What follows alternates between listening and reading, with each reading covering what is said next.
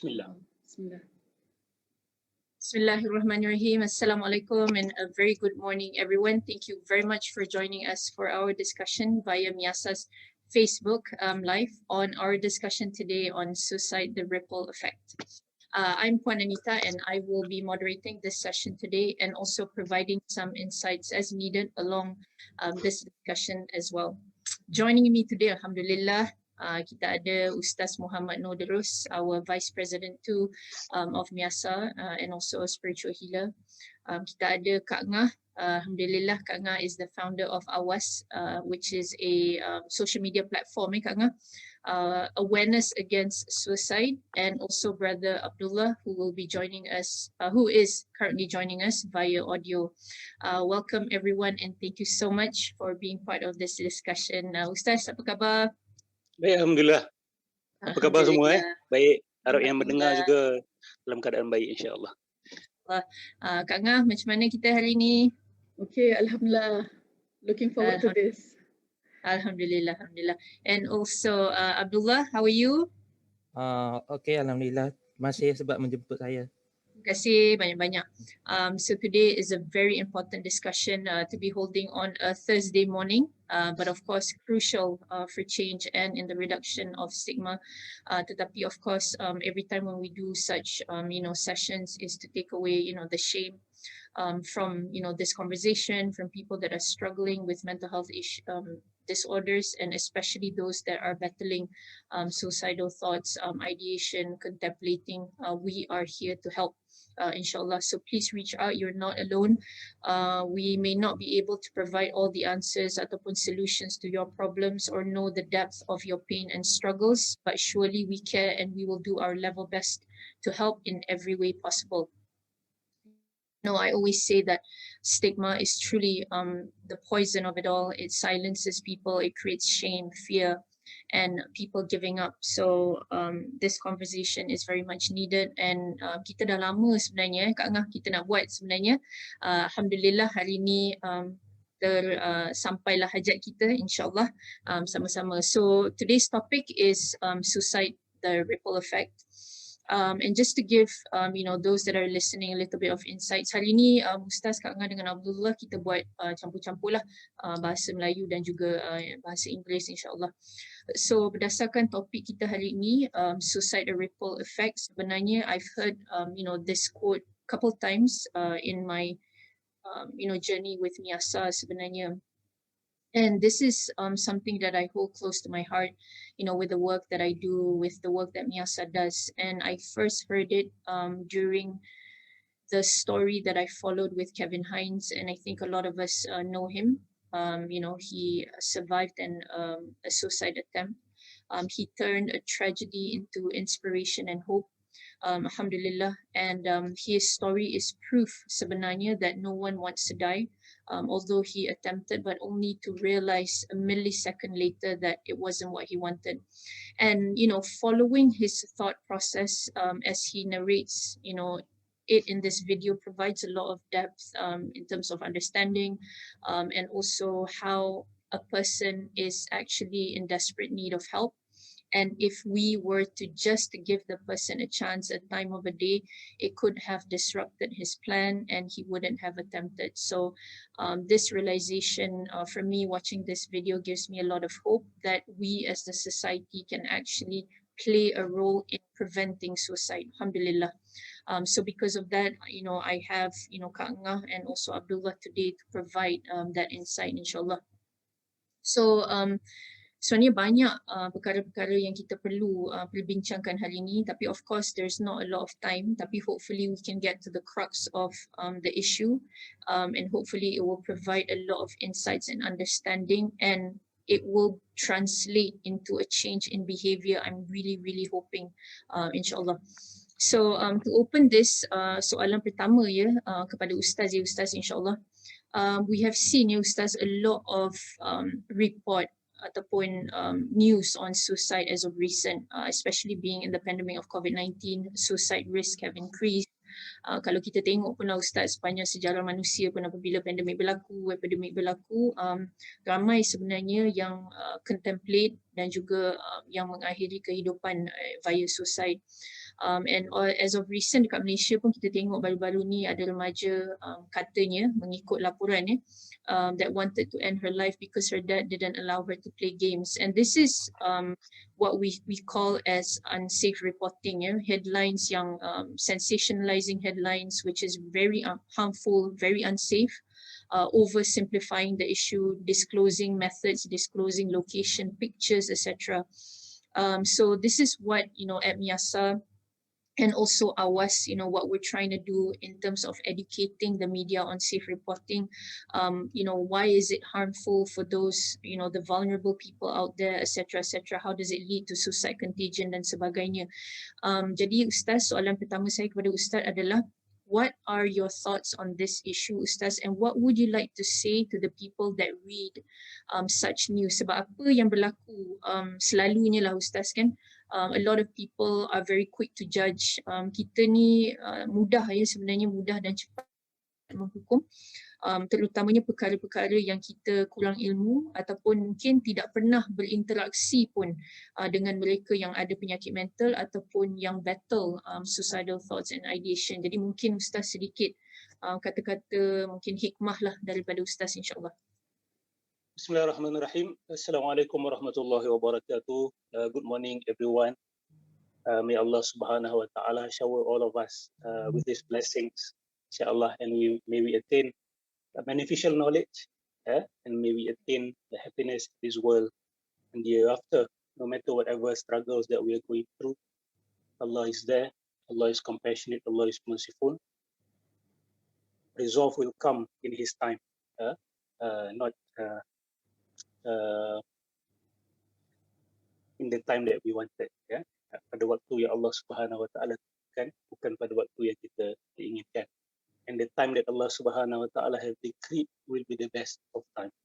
So I pray that Allah subhanahu wa ta'ala give us all the patience and charity, insyaAllah, and to the community more compassion. Okay, firstly with regards to the responsible journalism dulu, I touch upon that first. Betul Ustaz. My suggestion, of course the community needs to know about the crisis. But how do we convey the extent of this crisis? Do we need to report it every time there is a suicide? Imagine there is suicide every day. Imagine, Auzubillah. If we do that, we report that every single day, and what effect does that have on the psychology of the community, especially those who already have ideation, for example? Why not? This is my suggestion. Why not consolidate or compile 1 bulan punya cases without giving the details, without giving the methods, giving out the methods, just alarm the community that this is going on and the crisis is there. We don't need the detail. The details are not important. We just need to know whether this crisis dah sampai satu tahap yang I call it as a cry of desperation already. There is no cry of desperation that is more intense than the suicide rate. Okay?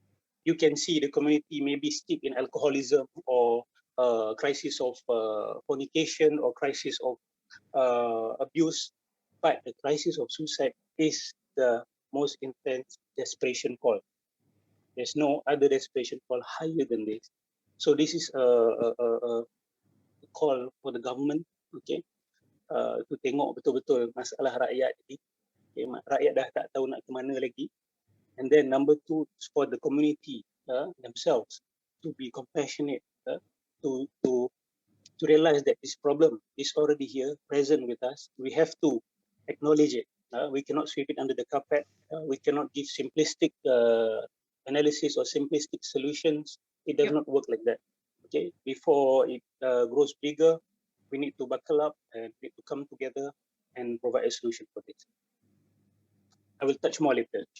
I will touch on this problem.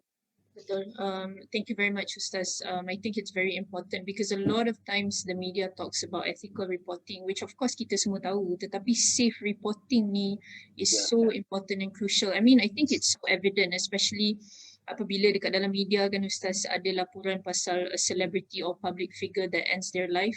Following that, a lot of people end their lives as well. Jadi ini sudah terbukti sebenarnya, for the longest time. Thank you very much, Ustaz.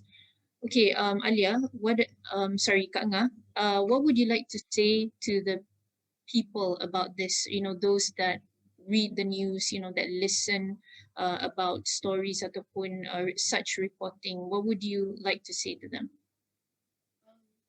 Bismillahirrahmanirrahim. Assalamualaikum warahmatullahi wabarakatuh. Good morning, everyone. Salam.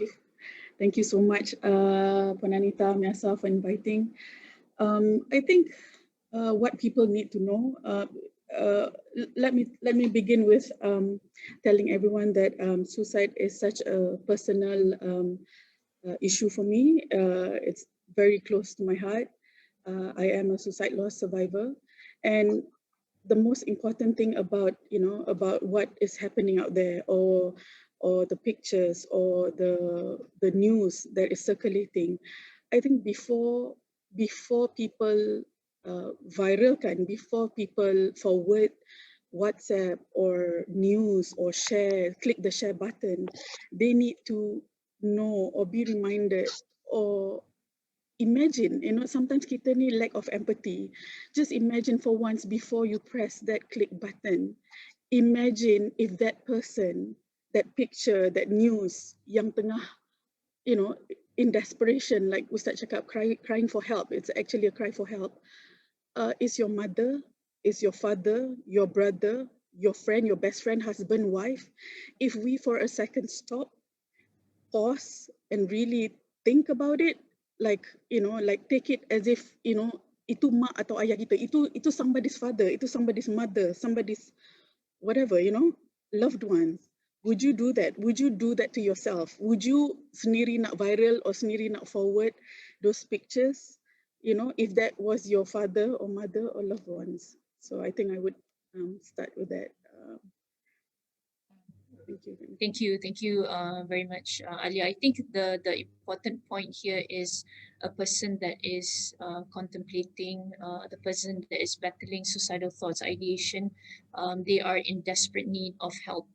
It's not about them wanting to end their life, they want to end the pain. Tapi kita sebagai ahli masyarakat ada peranan, dan kita boleh memainkan peranan dengan baik sebenarnya. So like you said, come from a place of empathy and compassion. And this is, Kak Ngah, one of the things that I talk a lot about with our crisis team. Sebab kadang-kadang being in the crisis team, helping people in crisis, sometimes we feel it's very challenging. We feel overwhelmed. And of course, it's normal to feel overwhelmed. It's not easy to help a person in crisis. If it's easy, everyone would be doing the work. But because it's difficult, because it's challenging, tak ramai orang akan buat, kerja ni sebenarnya.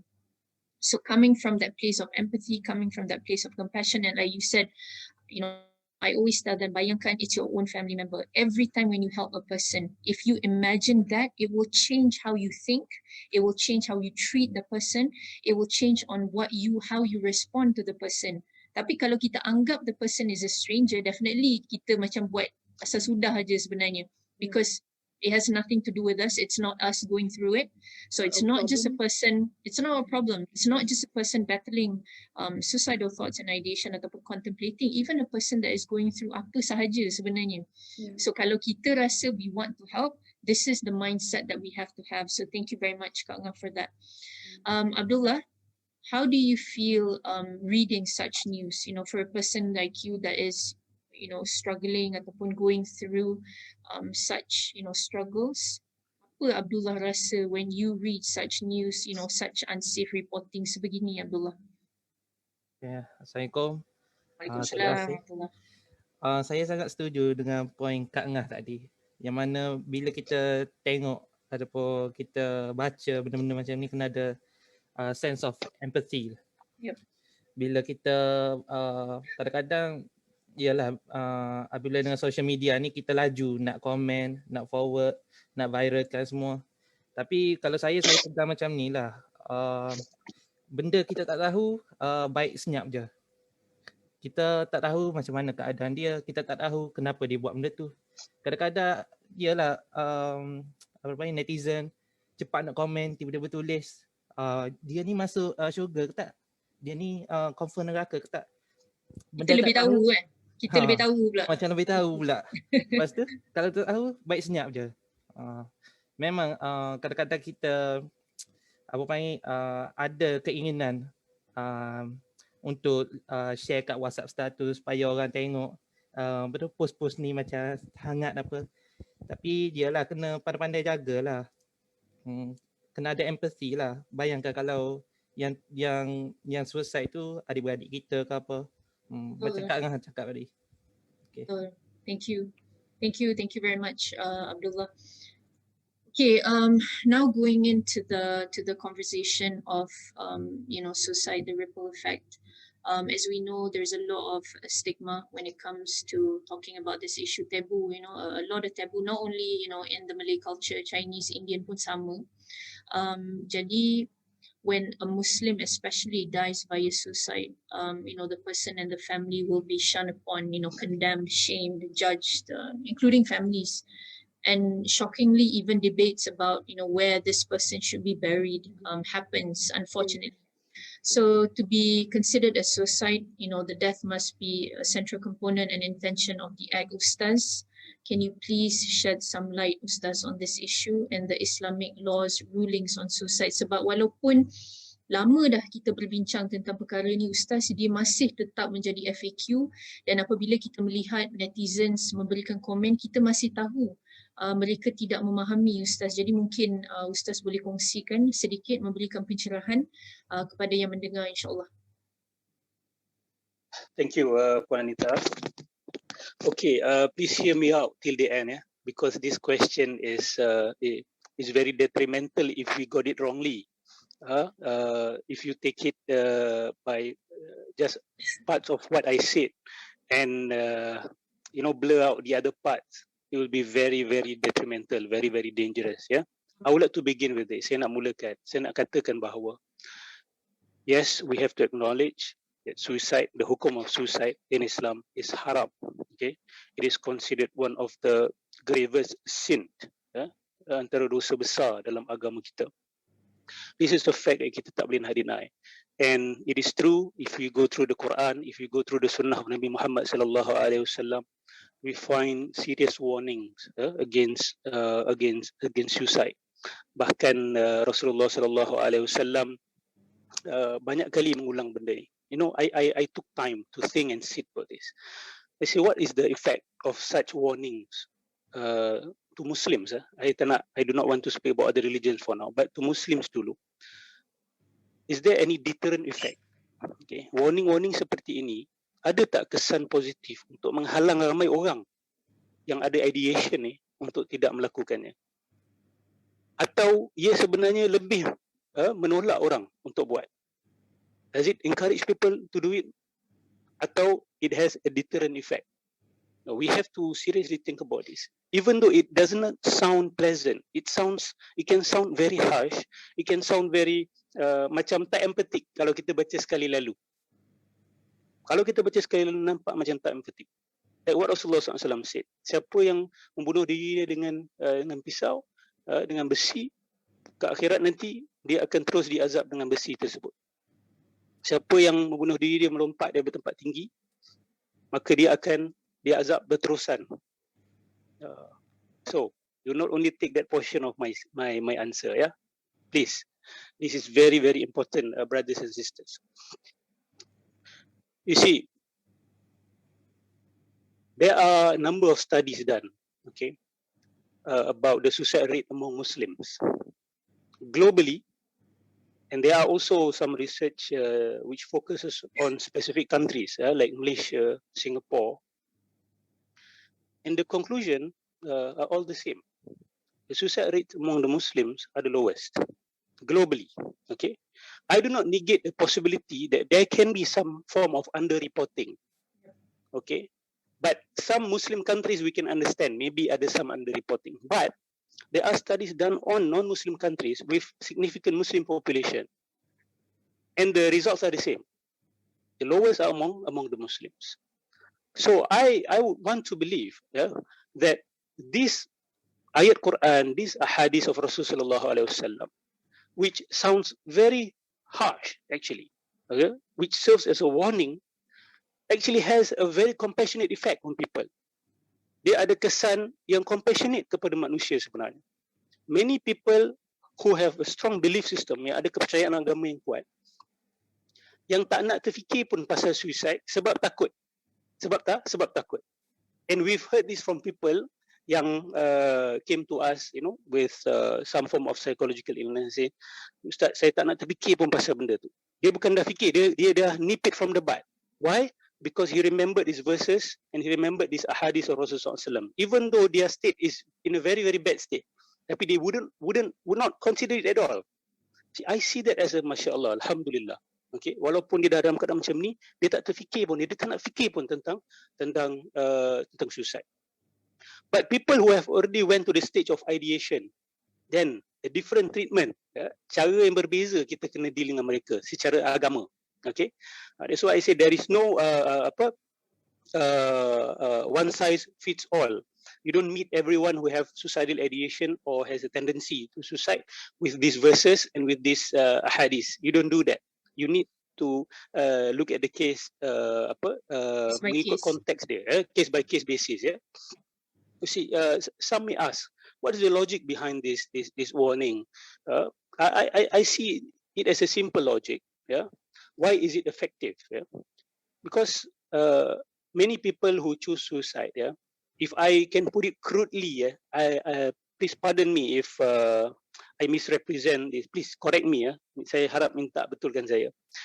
What I understand is that most of them, if not many of them, wanted suicide is because they want to end their suffering. Okay, no matter in what form, maybe shame, guilt, yeah, dia tak nak salahkan orang lain, tak nak orang terbeban dengan diri dia. Okay, I will put it in a sentence, they want to end the suffering. But if they have a strong belief system, knowing that kalau mereka meninggal, kalau mereka membunuh diri, that suffering will not end, instead it will multiply, of course they will not do it. Betul tak? This I'm talking about people yang betul-betul ada pembelajaran Islam, pembelajaran akidah yang betul-betul berakar, yang betul-betul kuat. Okay. My answer belum habis lagi. Belum habis lagi. Jangan ambil situ saja. Don't conclude anything, please. Okay. You see, having said that, okay, we must consider two things. Muslims must consider two things when we hear cases of suicide. Number one, the person who commit the suicide act, was he conscious during that time? This fact no one knows. No one will be able to know. When we're speaking about consciousness, we're talking about berakal pada waktu itu. Okay, berakal ni, I'm not talking about the opposite, which is orang gila. Tidak. Orang biasa boleh tiba-tiba hilang akal kerana kemarahan yang melampau, betul tak? Kerana kesedihan yang melampau, the great impact of a tragedy, suddenly, tragedy after tragedy, the mind can shut down. This is a fact that we cannot deny. Kita tak boleh nak nafikan hakikat ini. So people who committed suicide, mostly done, of course, when they are alone. Orang tak tahu keadaan minda mereka pada waktu itu. Ada in a state of berakal ataupun tidak. And we know that Rasulullah SAW says, "Rufi al-qalamu an thalath." And accountability is lifted from three groups of people. Number one, anin naim hatta yastayqiz, from someone who is asleep until he wakes up. Okay, so if someone were to sleepwalk and were to kill someone or kill themselves, okay, they will not be held accountable for it. Okay, and then anil majnuni hatta yafiq.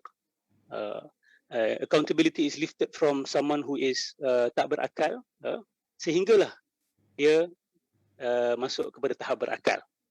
Okay, it means Rasulullah understood this fact that sometimes seorang tu can be sane throughout his life and suddenly boleh switch kepada state tidak berakal, and then come back to the original state. Boleh, benda ni boleh berlaku. And then anis sabi hatta yakbur. Accountability is lifted from a child until he reaches puberty. So when our community considers this fact, they will not jump to conclusion. They will not conclude, oh, orang ni ahli neraka, ini su'ul khatimah. Kita tak tahu. Okay? Kita tak tahu. Kita suspend judgement. Warning tadi tu daripada Quran dan Sunnah tu adalah untuk orang yang belum buat. Untuk masyarakat yang belum ada masalah, supaya mereka tak terfikir pun, to nip it from the bud. Okay, not for us to use to judge orang yang dah meninggal dunia. You see, in terms of Rasulullah sallallahu alaihi wasallam, there are some sahabah yang meninggal bunuh diri. Rasulullah hanya tahu dia su'ul khatimah atau husnul khatimah daripada wahyu daripada Allah Subhanahu wa taala. Today we don't have wahyu. And not all of them su'ul khatimah, not all of them su'ul khatimah yang bunuh diri. Yeah, we have to understand this fact. I want to share a hadith later. And point number two that Muslims must consider when we hear a case of suicide is this. There is still a possibility of forgiveness. Okay, the possibility of forgiveness is still there. It is narrated in Sahih Bukhari with regards to Sahaba. Okay, one is Tufail bin Amr al-Dawsi. He went for a hijrah with his friend to meet Rasulullah SAW in Medina, to support Rasulullah's cause in Medina. And the friend was inflicted with a sickness, with a disease that he cannot bear. And what he did was he slit his arm, yeah, he slit his wrist. Sorry, dia kelar lah, dia kelar dia punya tangan tu, and he eventually died of that act. Of course, it is deemed as suicide lah. But after he passed away, his friend Amr bin Tufail ad-Dawsi got a dream. He got a dream. He saw his friend in a good state. Except his wrist, it is bandaged. Okay, in the dream, he saw his friend in a good state, except with a bandaged wrist. Okay. And then he asked his friend in the dream, "What have God done to you?" So, good. Yeah, He has treated me well, except this hand of mine. Okay. And Allah told me, since you have damaged it, you have to heal it yourself. Yeah, you have to heal it yourself. Okay, and Tufail met Rasulullah sallallahu alaihi wasallam and asked him about this dream. Subhanallah, Rasulullah sallallahu alaihi wasallam said this: "Oh Allah, forgive him and forgive his hand too." Ya Allah, ampunkan dia dan ampunkan juga tangan dia itu. Ampunkan juga tangan dia itu. Look at that response. Okay, and one thing that we have to know about Tufail and his friend is that they actually went to Medina to support Rasulullah sallallahu alaihi wasallam for a very important cause. That means people who are doing a good work, tengah membuat suatu perjuangan yang besar, they can make mistakes, they can fall into sin. Boleh. But Allah Subhanahu Wa Taala is not a dictator. Allah Subhanahu Wa Taala ni is a compassionate mother, like a compassionate mother. Okay, bahkan lebih compassion daripada seorang ibu. Dia tak akan tengok one case seorang anak buat silap, condemn terus masuk neraka. Tidak. Allah akan timbang kebaikan dia, kesilapan dia, kesalahan dia, and Allah Subhanahu Wa Taala will conclude by looking at all that. So we as a community, as Muslims, we have to learn, we have to take this akhlaq from Allah Subhanahu Wa Taala, from Rasulullah Sallallahu Alaihi Wasallam. So if you consider these 2 points, inshallah, the community will be more mature when dealing with the cases of suicide. Wallahu a'lam. Thank you very much, Ustaz. I'm glad you shared that story, Ustaz. Walaupun Ustaz dah berkongsi banyak kali, tapi mungkin ada di kalangan yang mendengar belum pernah mendengar lagi cerita ni. So hopefully there is more empathy and more understanding lah, insyaAllah. Terima kasih, Ustaz. Okay, Kak Ngah, soalan pertama untuk forum kita ni, insyaAllah.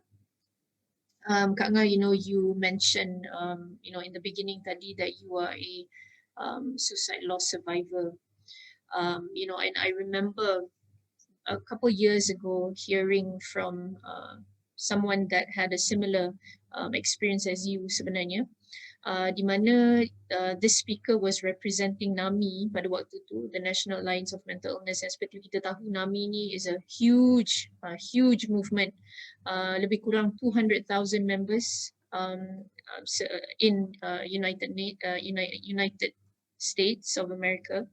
Dan kemudiannya apa yang berlaku, the speaker was sharing about her brother that had schizophrenia. And I remember she said that when they were kids, her brother ni would tell their friends while they were playing that he had schizophrenia. So satu hari ni, the sister was very angry and pulled the brother aside and said, why do you have to tell everyone that you have schizophrenia? It's none of their business. So she was the one that was really angry. Dia macam relax je. And then what happened was he replied and he said, because, you know, I want them to leave me before I start caring for them. And, you know, a few years later, her brother died via suicide.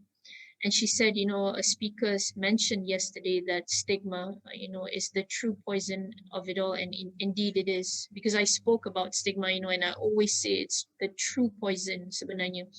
So, you know, from your pengalaman lah, Kak Ngah, kan losing a loved one to suicide is obviously, you know, painful. It is coupled with extreme guilt and unfortunately ending with no closure. So not only you lose a person, you know, your loved one, tetapi, you know, it's a double whammy because there's no closure and you lose them via suicide. And it will give you that orang kata coming to a place of total, you know, shockness, a lot of guilt, extreme guilt, you know, anger, regret, all these things which I of course can't fathom sebenarnya, Kak Ngah. So maybe if you can share a little bit of, you know, how this experience affected you and how it was for you, and how do you embrace this pain and loss, Kak Ngah. I know it has been a long journey for you, tapi hopefully Kak Ngah, through what, you know, you can share today, kita boleh melihat kepentingan of postvention, membantu mereka yang kehilangan orang tersayang melalui suicide, because we very much focus on suicide prevention sebenarnya, ya Kak Ngah, Ustaz dan Abdullah, tetapi tak banyak kepada membantu the bereaved. So mungkin Kak Ngah boleh kongsi sedikit, insyaAllah. Alright. I have been, thank you, Panita. I have been a suicide loss survivor for almost a decade now, hampir 10 tahun lah. So, but I must say this, although 10 tahun, there isn't a day goes by that I don't think of my loved one who passed by suicide. The guilt, the anger, the regret, the agony is still very much there, to be very, very honest. And I feel like there's no way to erase these feelings. There's no way one can erase it, because selagi kita berakal, selagi kita bernyawa, selagi kita ada perasaan, you know, it's going to be a constant thing on my mind and my heart. But the only way I feel to deal with this, to deal with the loss, anger, shame, guilt, and all that, is by managing it.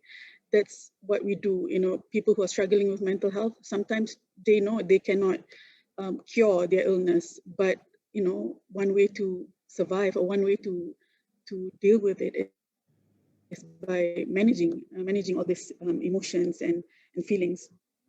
And as for the experience of losing a loved one to suicide, like I said, it's, you know, like the shock is there, the numb.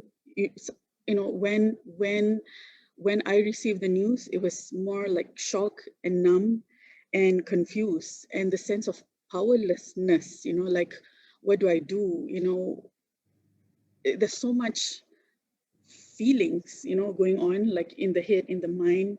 Not only we have to deal with what is in our head, what is in our heart, what we are feeling, what I am feeling, but at the same time, we had to deal with people's perception and stigma and, you know, nasty remarks and all that, you know. And the grief did not hit right away, because there was a lot of shock and, you know, trying to process everything. But when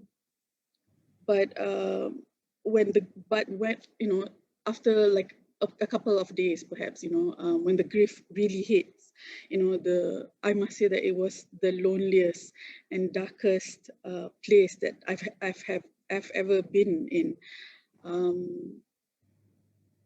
It was just, you know, it was just terrifying. It was just, you know, so lonely, and you just, like I said, you just feel, you know, powerless and don't know what to do.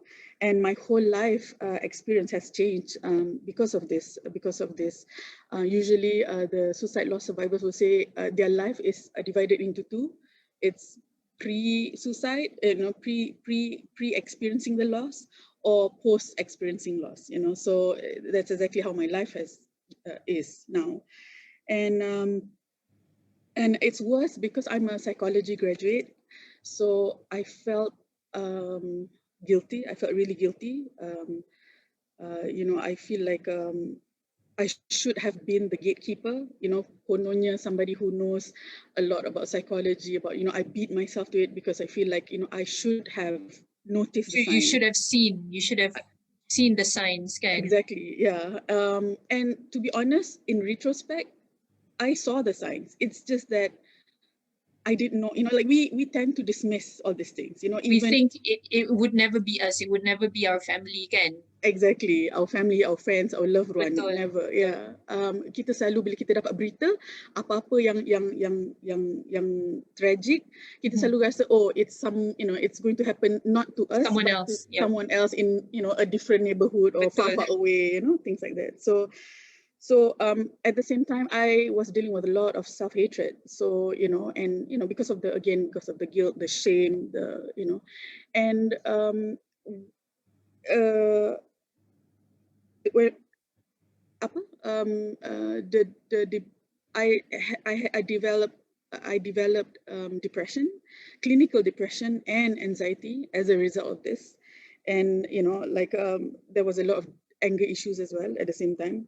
Of course, it affected the people around me, my marriage, my children, you know, and all that. And I was just angry. There was a lot of angry with, you know, with everyone, everything, you know. And there was, you know, I had to declutter one by one, declutter my emotions. I tried to reach out. Honestly, I know I was not okay. I tried to reach out to some organizations, but at that point of time, there was none. 10 years ago, there was zero help for postvention. Postvention is very important, I feel. And that's why I founded AWAS, because, you know,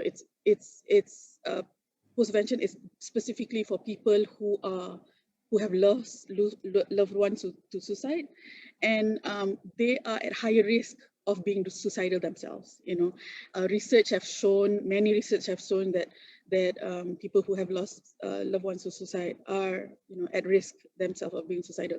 And I was there. I was at that, you know, that place of hopelessness and you know, but how I guess I handled it or deal with the grief.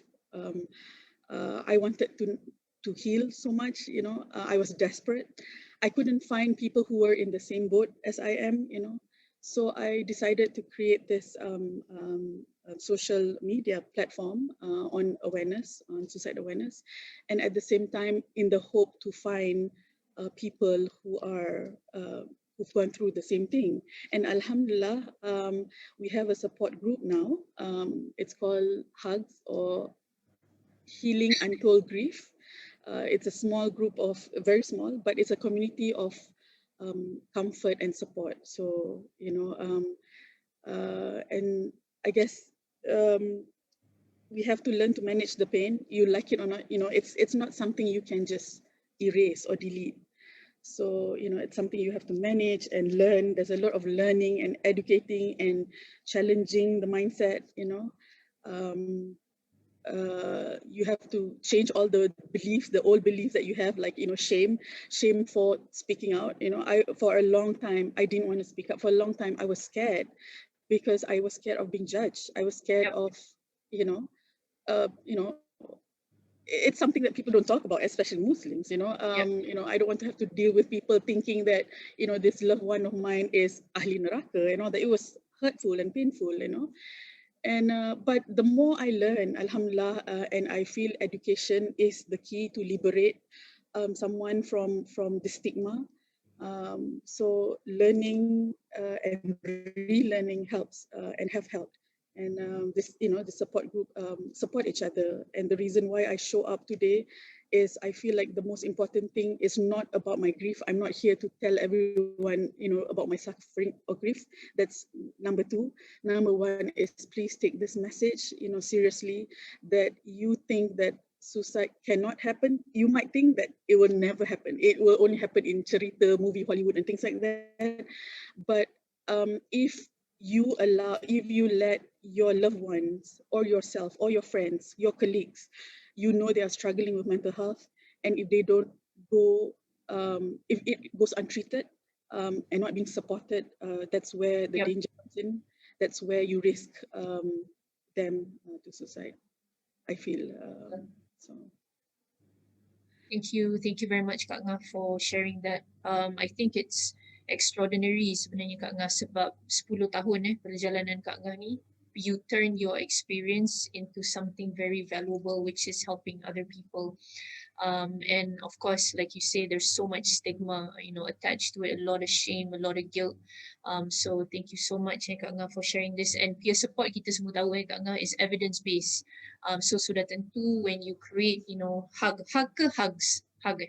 S2 for support lah. So healing, S2 for support. Okay. Healing Untold Grief Support Group. So hugs. Yeah, boleh. Alhamdulillah, very good. May I, sorry, Puanita, may I add one more thing? I actually rujuk Ustaz Nudurus because I saw that he's very active with mental health and yes. So I rujuk before I started this advocacy work. I was in a lot of pain and struggling, and I wanted to reach out and to the people who. So I asked him if I were to advocate for this, not advocating for people to pergi suicide, but advocating for healing, advocating for, but I cannot advocating without telling people my story. I'm not going to go into details. I will never go into detail about it. It's so painful, but the matter of fact is I asked Ustaz, is it wrong, berdosakah saya, adakah ia membuka aib? That was one of my question to Ustaz, because the stigma, because Melayu dan Muslim kita ni selalu sangat relate cakap pasal mental illness, cakap pasal kita punya masalah as membuka aib, right? So I was I was confused, but I know I needed help. I know I wanted to support other people and be supported. So Ustaz kata, no, it's not membuka aib. So because of that, I go ahead and and strive for it. So thank you. Alhamdulillah.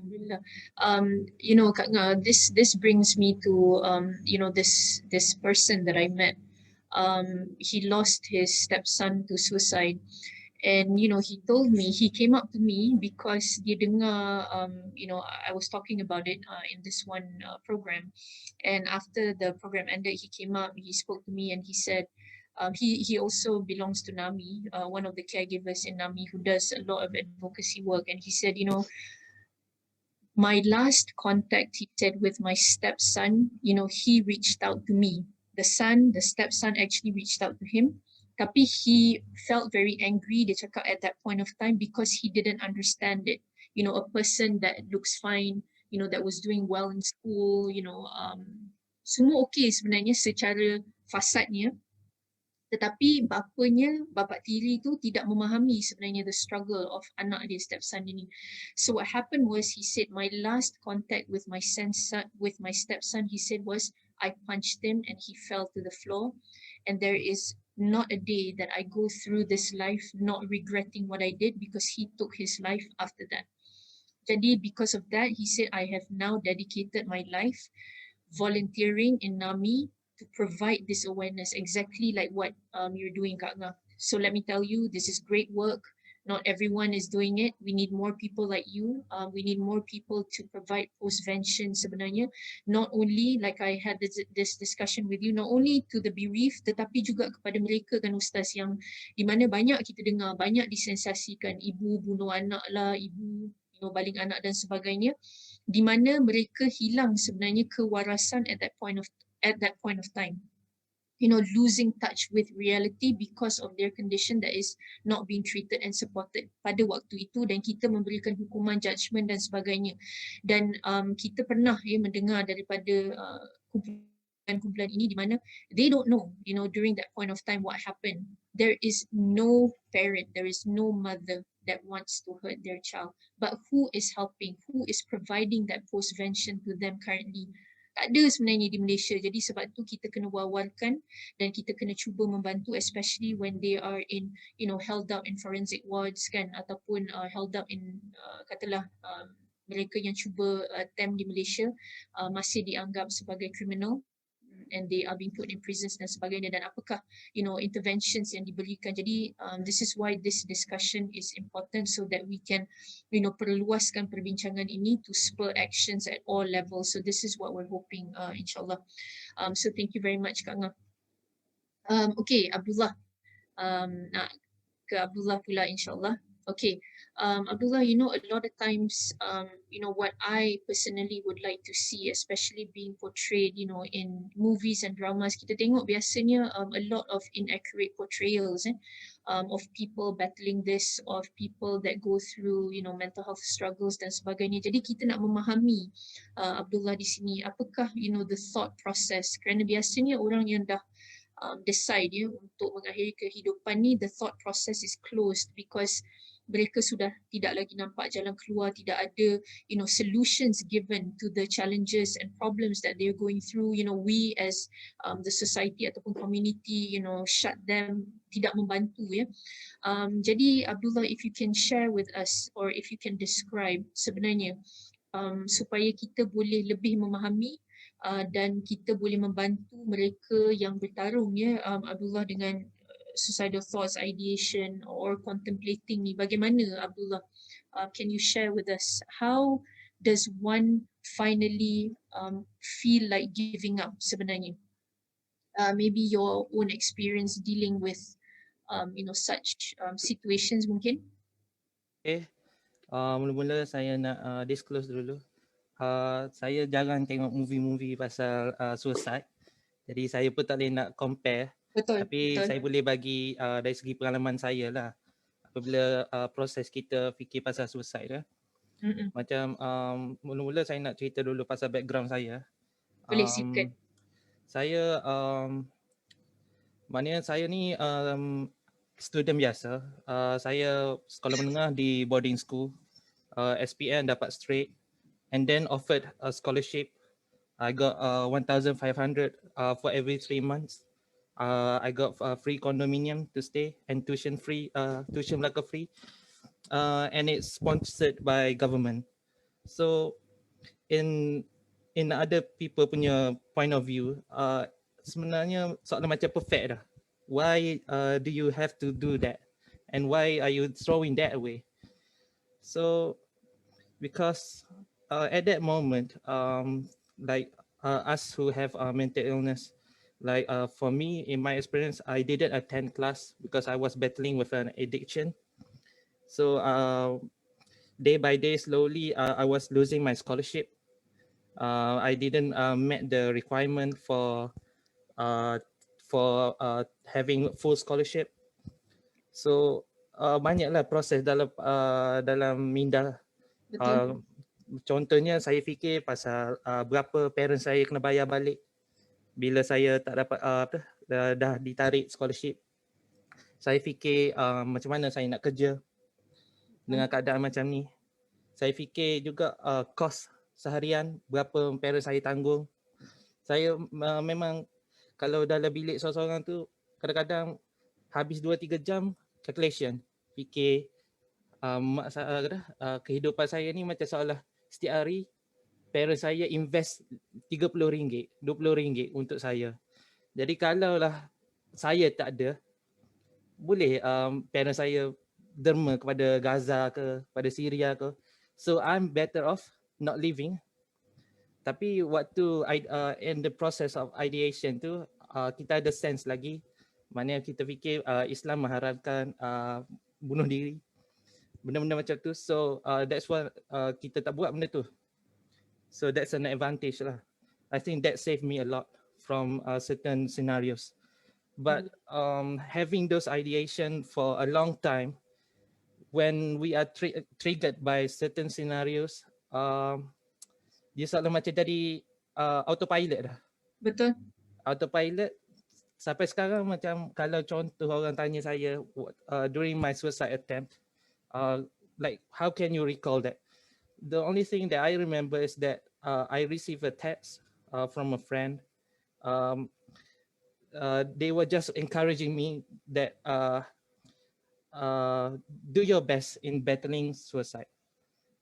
In other point of view, it's a positive message. But for me, with my own mindset, with my own thinking, I took it negatively. So I ran out and tried to do it. So what I'm trying to emphasize is yalah, kadang-kadang it starts with suicide ideation. Yep. So if we can control that or prevent that, it would make a big change lah for not attempting. Abdullah, do you mind me asking Mhm. message yang macam tu kan? You rasa time tu you triggered dengan dia punya wordings ke atau apa sebenarnya?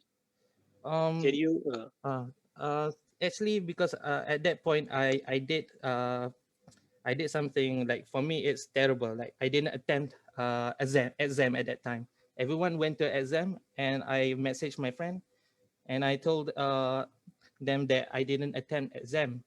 So they told me that it's okay, you have to do better, maybe next time. So okay. it's not the wording, it's just that it matched the scenario that I'm already experiencing, so that I think that I'm not doing better enough. So that's how it becomes. Thank you. What would be helpful sebenarnya, Abdullah, pada waktu tu? What would have been a helpful text message for you during that time? Sebab kan dah autopilot ideation dah, consistent pada waktu ni. Apa sebenarnya, Abdullah, at that point of time, kalau someone were to come to you that could help you? Because a lot of people that I hear stories yang survive suicide always says it's that one thing.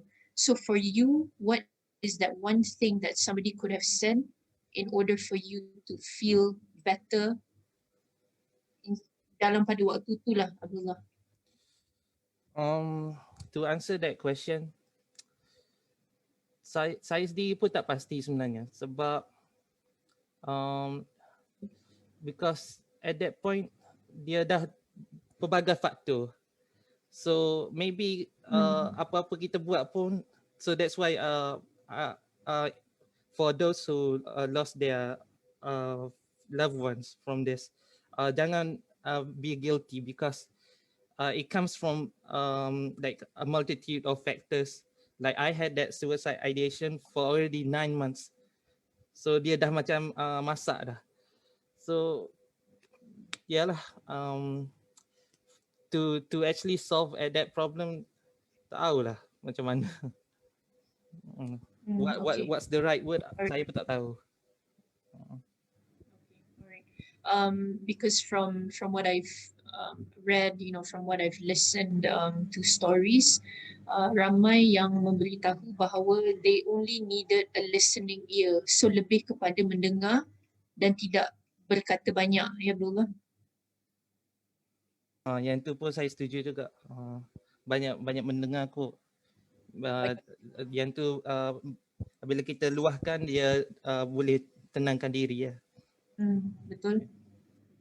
All right, thank you very much, Abdullah. I think it's very helpful, this thought process dengan the insights that you just shared with us. We'll come back to you lepas ni. Banyak nak tanya ni, Abdullah. Ustaz, for my next question, Ustaz, sebenarnya there's two parts of this question.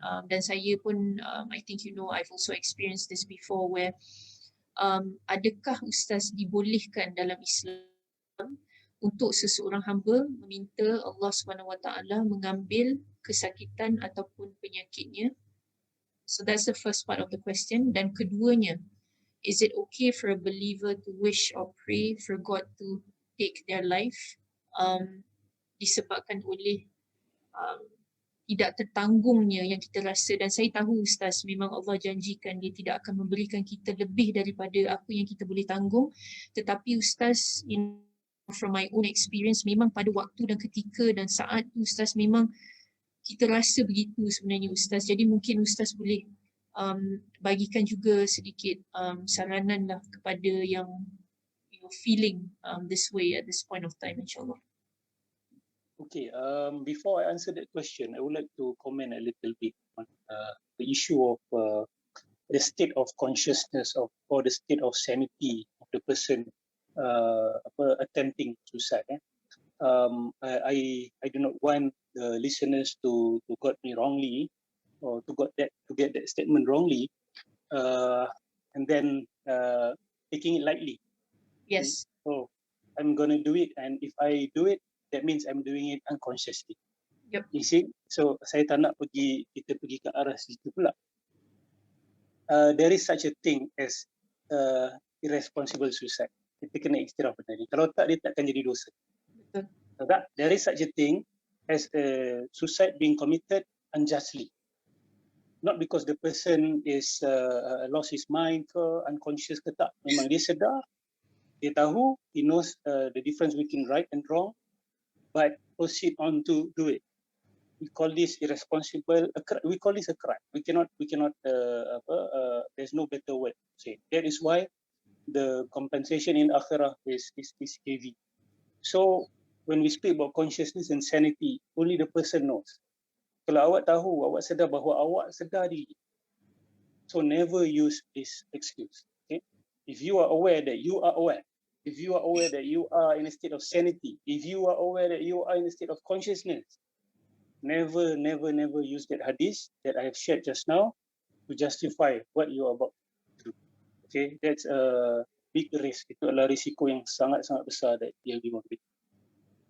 Okay, with regards to Puan Anita's question, yes, in fact, there's one Sahaba who came to Rasulullah sallallahu alaihi wasallam and asked the very same question. Okay, and Rasulullah sallallahu alaihi wasallam responded. He said that لا يتمنين أحدكم الموت بضر نزل به. Say, do not hope for death due to distress or due to a harm that have inflicted you. فإن كان لا بد متمنيا فليقل. But if you are not able to push these ideas away, because the word that Rasulullah SAW say la buddha means you terpaksa. Kalau betul-betul sangat dah terpaksa, Rasulullah SAW say فليقل. Say this. Instead of asking for death, say this, Rasulullah said.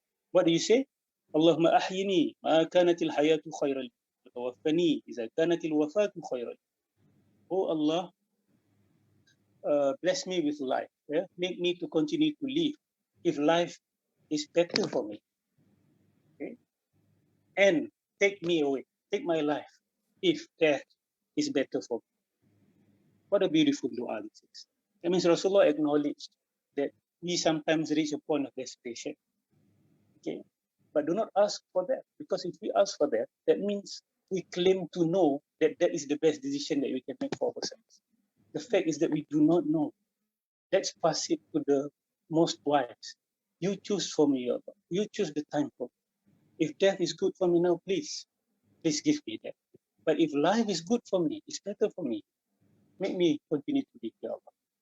Okay, so because when we want to take such a big decision into our own hands, there is a presumption there that we know what's best for us. That presumption we have to question. Do we really know what's best for us to take such a step?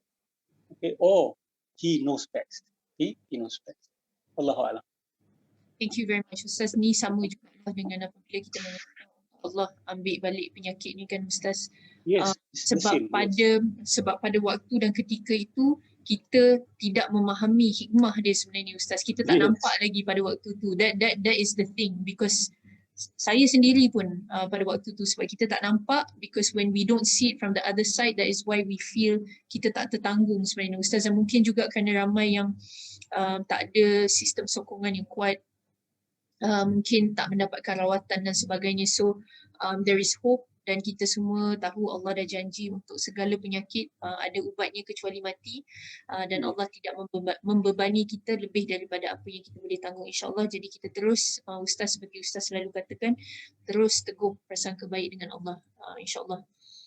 A little bit, sis. I've met people who I've heard conversations among families when they heard their daughter or their son saying, "I dah tak nak hidup lagi," you know, "I dah tak nak hidup lagi." That statement, "I dah tak nak hidup lagi" ni, jangan kita cepat-cepat jam yang dia ni nak susah ke, atau dia ni dah putus harap dengan Tuhan. Tak semestinya.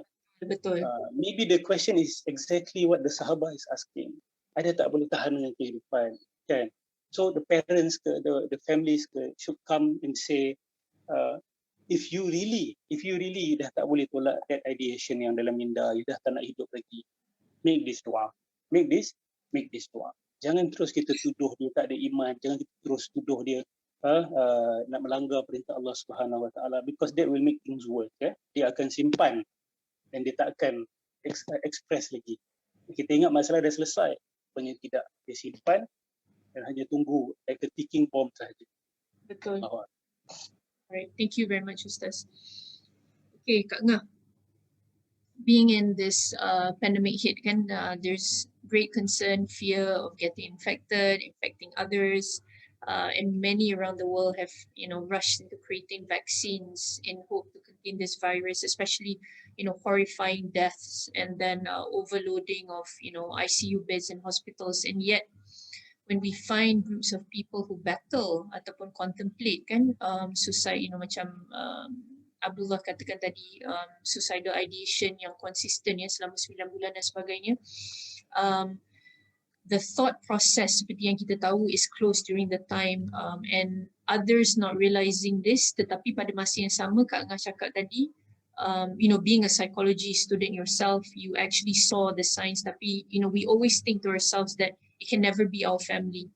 I was the same as well when my sister was battling it. I didn't take her seriously. Sebab masa tu I thought it was just a figure of speech. Mungkin dia marah ke, dia berkata begitu. Tapi who would say such a thing? Tak ada orang yang bangun pagi tiba-tiba berkata begitu kan Kak Ngah. Jadi, yes. And so, I have to ask your permission for you to, to think back sebenarnya, in hopes that it can help other people yang ada keluarga, rakan-rakan yang, are reaching out for this and maybe they think it's not serious, what was that last push you rasa from your experience with your loved one, that now thinking back, reflecting the obvious telltale signs, mungkin Kak Ngah, you can share with us in hopes to help other people that are struggling. There's a saying, I would like to start this with an English saying that goes, the straw that broke the camel's back. Kita have you heard of this? Yeah, kan kita selalu dengar. Maknanya about regarding the saying, the English saying, it says that as we know, camel backs are very, very strong, right? So one straw, one piece of straw tu tak mungkin boleh mematahkan belakang unta yang kuat ni lah. Tapi it's not one, I believe, when that push factor is not just one factor. Sebab tu kita tak boleh, we know now research have done, a lot of studies have done on suicide and all that. We know now that suicide is not one factor. It's a complex issue and it's multifactorial. Kita tak boleh kata simply say, especially yang bahaya dalam newspaper or headlines yang kata, bunuh diri sebab gagal SPM ataupun bunuh diri sebab bagi main video, all these things, sebab bapa ambil phone, this kind of thing. You cannot just simplify that because it's not that one straw that broke the camel's back. It's a series or prolonged, macam Abdullah share tadi, 9 months of struggling with suicidal ideation. I wouldn't have understood what it's like if had I not been diagnosed, had I not struggled with my own suicidal thoughts. I was not suicidal in action, in behavior, but I was flooding, it was flooded with suicidal thoughts. The sense of hopelessness, the sense of, tak boleh buat apa, rasa macam jam, rasa macam, and had I not dealt with, all those things, I wouldn't have understood what happened to my loved one, so to speak, because I feel like kita senang cakap, kalau benda tu tak berlaku, orang Melayu kata apa, tak kena batang hidung sendiri kan. Kalau tak kena batang hidung sendiri, kita boleh cakap it's easy to dismiss, it's easy to say, alah mengada je, or seeking attention je tu, dia seeking attention. And I must say I am guilty of that. I was one of them who thought that way, and like I said, here I want people to know that this is a serious matter. Struggling with mental health issues is about it can be about life and death, and issues of life and death, and it should be taken seriously. Dia bukan perkara yang patut dipelekehkan, diketawakan.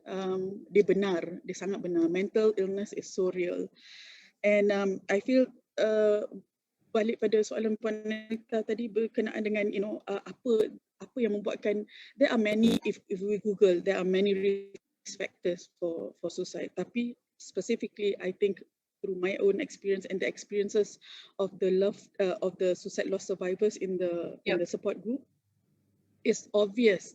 One of the very obvious thing was the struggling. Ada juga kita dengar yang kata sebenarnya tak nampak pun, tak nampak pun yang orang tu struggle. Tapi for me personally, there was nampak sangat, the struggling dari segi behavior, there was anger issues, there was, tapi again it was dismissed as attitude,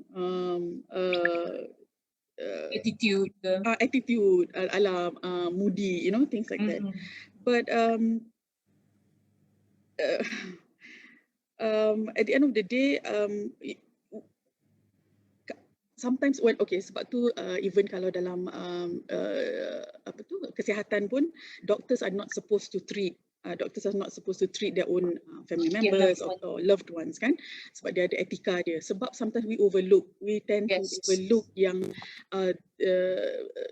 things get clouded, things get messy. So I feel like kalau the message of that, kalau someone who is struggling, you see that a person is struggling, or ni tak kena the behavior changes, the sleep pattern, there's so many things that we can Google, find out, what are the criteria for struggling with mental health.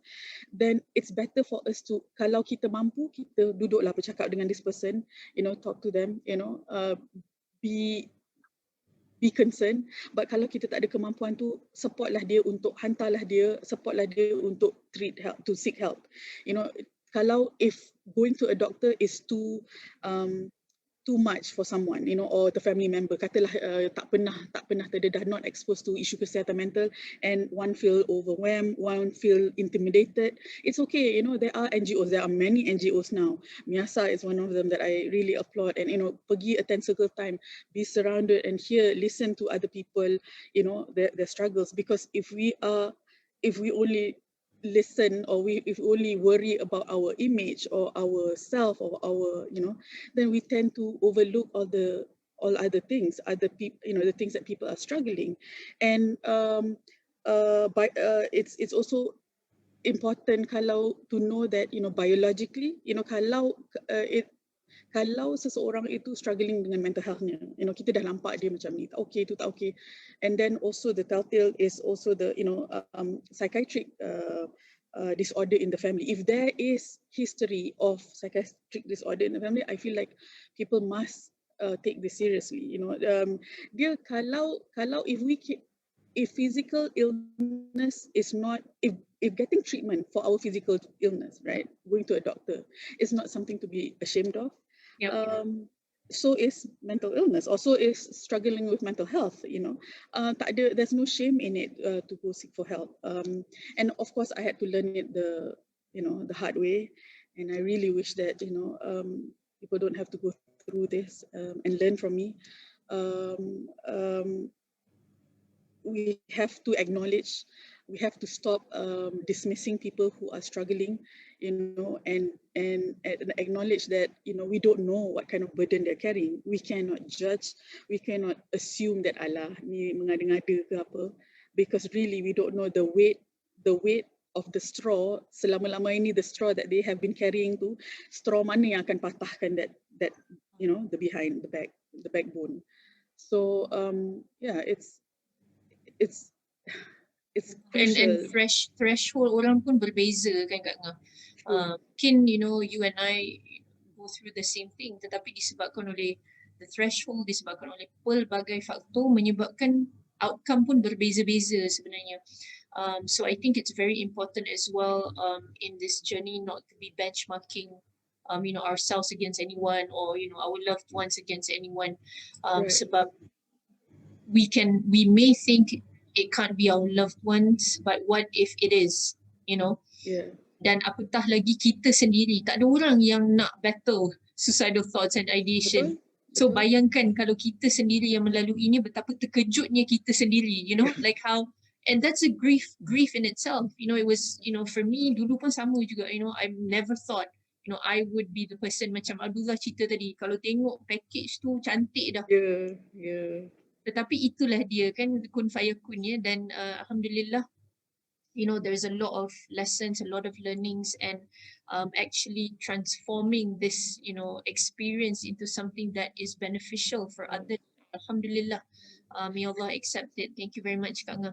Thank you. And also, Puan Anita, it's also we have to, kita yang struggling dengan mental health kita sendiri ni, memang betul kadang-kadang supported is not readily available. We have to admit that, you know, ni semua adalah sebahagian daripada ujian, package ujiannya, and it's okay. It's okay kalau at that point of time, mak kita, ayah kita, or whoever around us tak support kita sebab dia tak faham, and we cannot expect them to understand, you know, because sampai kita melaluinya baru kita tahu kan, sama juga. So I think again, sekarang ni apa, information di hujung jari, kita Google lah, carilah support, surround ourselves with orang-orang yang sama dengan kita, sama perjuangan kita, sama you know, sama struggle dengan kita, and I think slowly as when we surround ourselves with these people kan, orang-orang yang maknanya berjuang sama dengan kita akan jadi lebih kuat, dan bila kita kuat, it's easier. Bila kita ada ilmu, kita jadi kuat, kita lebih faham, it's easier for us to convince the people around us. Walau memang mula-mula tu macam kita rasa macam kita lonely sangat, orang tak faham kita, tapi you know, as kita bina diri kita as we go along, there's such thing as post-traumatic growth. Maknanya you know, sesuatu berlaku tu kalau kita transform it, kalau kita ubahnya menjadi from pain to purpose, you know, you channel it, you know, boleh, it's possible, and a lot of people have done that. So kita, you know, take that and do that, and triggers kita berbeza-beza. Your triggers and my triggers are different. So first kita kenali, I think kenali diri kita sendiri dulu, you know, minta Allah tolong banyak-banyak, because sometimes there are times when you feel like people cannot help, you know, or people don't understand. Tapi mesti I feel it's important to dia bermula dengan diri kita sendiri dulu. Maknanya kita nak, we want to you know, we want to help ourselves. Betul. I think it's a very important point. I mean, as much as it is a journey for us, it's also a journey for our loved ones, kan? And also, I think a very important point also you said, you know, Ustaz selalu ulang benda ni, you know, Allah will not change the condition, you know, of a person until we change what is in ourselves, kan? So banyak sebenarnya lessons that we can take from this experience, kan Kak Nga? And I think, you know, I've said this so many times that for me, you know, the greatest gift yang Allah SWT berikan Kak Nga kepada saya adalah the gift of empathy. Sesuatu yang saya tak ada sebelum ni, before I was inflicted with this condition. So very, very thankful. Alhamdulillah. Thank you. Ustaz, sorry, silakan Ustaz. Kak Nga, may Allah bless your effort. Semoga Allah berkati, rahmati perjuangan ni. Dan Puan Anita juga menubuhkan MIASA, dan Abdullah juga atas perjuangan ini. Kak Nga, I want to suggest one thing. Whatever you do with your awas, you niatkan pahalanya ini beri juga kepada adik, ataupun abang adik, your younger brother, dan doakan supaya pahala itu pergi kepada dia. Rasulullah SAW kata, apabila anak Adam meninggal, terputus amalan dia kecuali 3. Betul? Sedekah jariah, ilmu yang yuntafa'u bih, ilmu yang mana kita manfaat daripada dia, dan anak yang soleh yang mendoakan. Mungkin dengan adik, poin nombor 2 tu yang penting. Ilmu yang yuntafa'u bih. Okay. Kak Nga niatkan, Kak Nga tahu pasal suicide ni melalui apa yang telah terjadi. That means it's connected to him. You learn something from this. This is ilmu yang bermanfaat. That's one point. Another point is Kak Nga cuba ingat-ingat balik apa kebaikan-kebaikan, ilmu-ilmu yang adik Kak Nga pernah ajar Kak Nga. Apa sih, tak kira anything. Dia ajar memasak ke, dia ajar macam mana nak pasang wire ke, dia ajar macam mana, tak kisah. Buat benda tu. Jadikan rutin, jadikan habit. Supaya pahala tu kita dapat gandakan untuk dia. Apa saja ilmu yang seseorang manusia beri pada manusia lain yang dimanfaatkan, dia akan dapat dekat akhirat. Ya, Kak Ngah ingat apa ilmu yang dia pernah ajar Kak Ngah buat benda tu, buat banyak kali. InsyaAllah pahala tu akan sampai. Ni strategi nak sampaikan pahala lah. Ya. InsyaAllah. Thank you, Terima Allahu kasih a'lam. Ustaz. I think Sama-sama. if I may add, I think one thing yang bila Ustaz cakap apa yang dia ajar, not necessarily directly ajar, but inspired me was poem. I think I do a lot of poem writing now, and because I think he used that to Coping, express, coping mechanism, express his feelings. Mhm. So and now I use poetry as a means of expression and healing in my support group. So mudah-mudahan InsyaAllah. Ustaz doakan. I believe sampai insyaAllah. Ya. Kita niatkan dalam Amin. hati insyaAllah. Amin. That's so amazing lah Kak Ngah sebenarnya sebab I for the longest time saya mungkin Ustaz tahu I'm not a artistic individu tetapi one of the peers she wrote 2 poetry books, confessional poetry. I only read the first 2 pages of her confessional poetry book and I cried sebab dia punya impact tu Ustaz bila kita baca tu. I've never liked poetry, benda-benda of that genre, but I love reading books. I'm a bookworm, tapi saya baca disebabkan oleh dia menulisnya. Kak Ngah, I mean this is amazing. Confessional poetry is, I think everyone should read because it really touches you to the core. Dan mungkin sebab dia peer, I'm a peer, I can relate. Tetapi saya rasa as a normal person pun Ustaz, I think there's a lot of learnings sebab the way you express it via poetry is dia kita dapat rasa sebenarnya. Alhamdulillah, walaupun dia pendek tapi dia punya impact tu berbeza sebenarnya. Tak payah dengar lagu, tak payah watch a movie. Just from that 1 minute punya poetry that I read was very impactful. So I'm looking forward Kak Ngah lepas ni to hear your poem ataupun poetry dekat hujung InsyaAllah. InsyaAllah. Okay. Thank you very much Ustaz. Okay Abdullah, coming back to you. Sekejap je dah 11.20 dah kita ni. Baru round kedua sebenarnya. Abdullah, insyaAllah kalau saya boleh tanya, in your struggles ni, in your journey Abdullah, what was the turning point that encouraged you to seek for help sebenarnya, with everything that you were battling, you said, your addiction dan sebagainya, what was that one thing that made you, I know I need help and, I'm seeking for that help? Okay, untuk menjawab soalan tu, it took me a long time to seek help. I actually have this addiction or problem since I was a child. Sejak umur 5 tahun lagi. But the turning point came when I started studying at university. Masalah tu dia jadi macam jadi semakin besar, semakin teruk, multiplied, and to the point of destroying my study life. So I was actually in denial for a long time. Tak rasa macam saya ni ada masalah. Mungkinlah saya ni kurang usaha. So just change that part. Tapi bila dah semakin lama kita try ubah ni ubah tu, dah tak menghasilkan results lah. So alhamdulillah my family memang supportive, and my elder sister is the first one to detect my change of behavior and attitude. So it was 2018, I think. My elder sister introduced me to MIASA. She knew about it through Instagram. So I met Puanita. I think it was 2018, and then at that time also I tahu pasal Seketai. So that was the most interesting program for me lah. So bila attend benda tu, dia memang membuka mata lah. When we meet people that are going similar or different problems, kita tak rasa lonely macam dulu lah. So dengan sendiri bila kita jumpa peers-peers awak lain, kita tanya pergi follow up kat mana, macam mana dari segi medicine ke apa, kita pun dapat connection dengan ni. So selepas MIASA saya jumpa dengan Dr. Hazli, and then after Dr. Hazli dengan HUKM, so follow up dengan specialist sana, Dr. Tuti apa. So that actually became a turning point for me lah. For the past 3 years, I'm always getting better. Okay. Alhamdulillah. Okay. Thank you.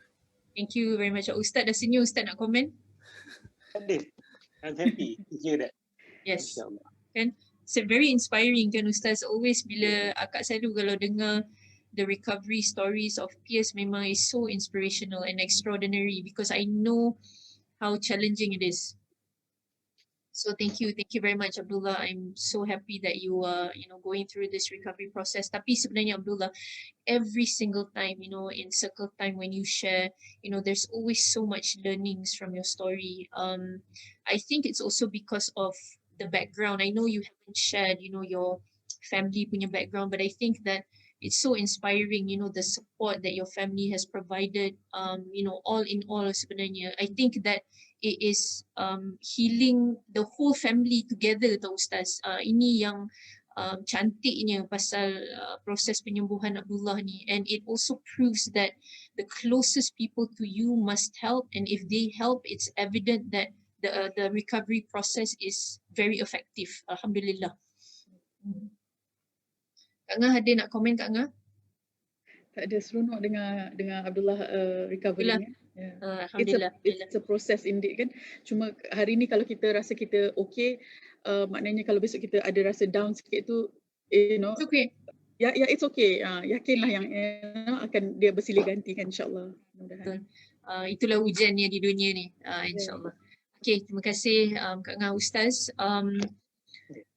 Nak cakap benda ni banyak kali akak sini dengar pun boring sebenarnya pasal stigma ni. Tapi this is very much what we need to be addressing, and I think it continues to be an uphill battle.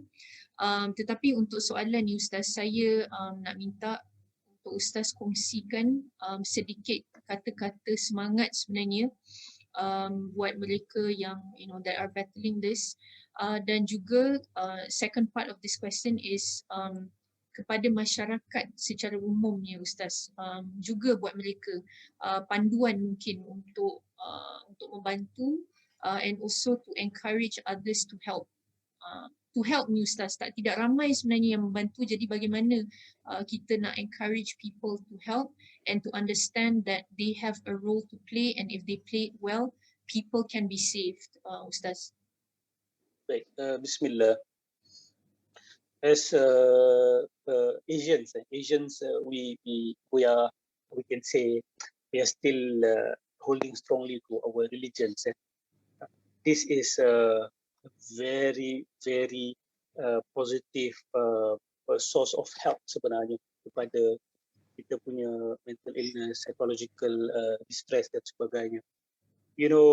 When there is still belief in God, understanding that life has a purpose, knowing why we are here, where we are going, how to be good, how to do good, the best way to maximize your well-being. That's a great blessing, you see. So as Asians, as Muslims, as Christians, we have to come back to this source of psychological strength sebenarnya. Here, the best psychological support, I believe, comes from proper understanding of religion. Syarat dia kena proper understanding. Salah faham, dia boleh jadi source of mental illness juga. That's why it's quite a delicate matter. Kalau faham dengan betul, if you understood correctly, ask any psychologist, they will ascertain this fact. They will agree with me. They will acknowledge this fact that positive understanding of religion plays a big part in healing. Betul I believe Kak Ngah setuju, Abdullah setuju, dan Puan Anita pun pernah menyatakan banyak kali kepada saya juga. Of course, we cannot negate the possibility that some psychological distress can inflict a person due to some crisis in faith. We cannot deny that fact. Even though I'm not saying that everyone who is inflicted with a psychological problem ada masalah iman. I'm not saying that. What I'm saying, it is possible, boleh. And I've heard many people who have became better, even recovered, say to me directly, Ustaz, yes, now after thinking about it, I realized, I do not know Allah. I do not know the purpose of my life. What am I doing in my life? I was materialistic before. So after I've changed my life, coming back closer to God, understanding the purpose of life, doing more good, reconnect back with my family, with my friends, with society, I realized that positive changes took place in my life. So iman, faith that is grounded in knowledge. Okay, that is our greatest hope sebenarnya.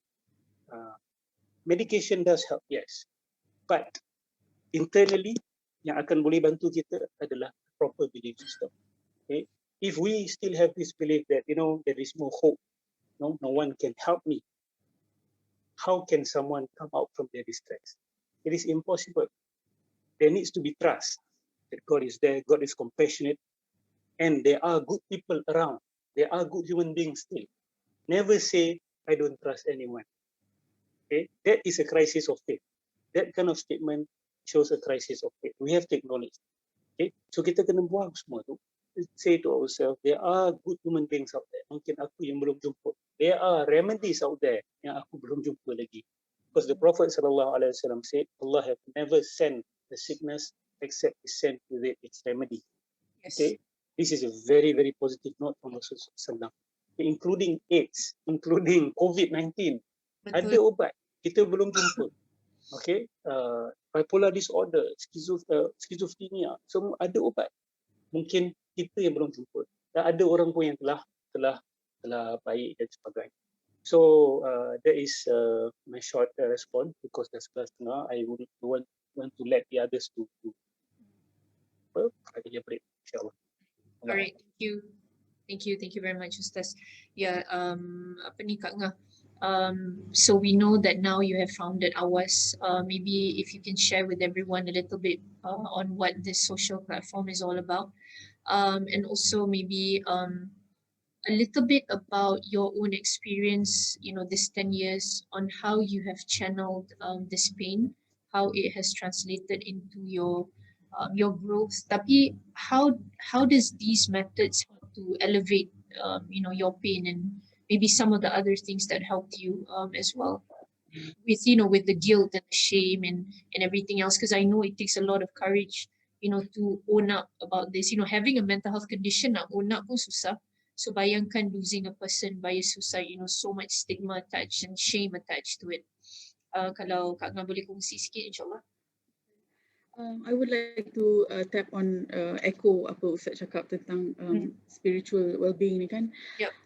I was going around and around, circle and circle, in a lot of pain, in a lot, tremendous pain. But I feel one of my moments of breakthrough is when I looked back into, sebenarnya kita belajar dululah, kita seagama, kita tahu as a Muslim, kita tahu ada 6 rukun iman kan. And I feel like benda yang paling susah, I feel lah as a survivor, is percayakan qada dan qadar, because that was I think that was I had to revisit the whole percayakan qada dan qadar tu, because I feel like it was a very confusing time, tapi at the same time, kita perlu rawat dan pujuk diri.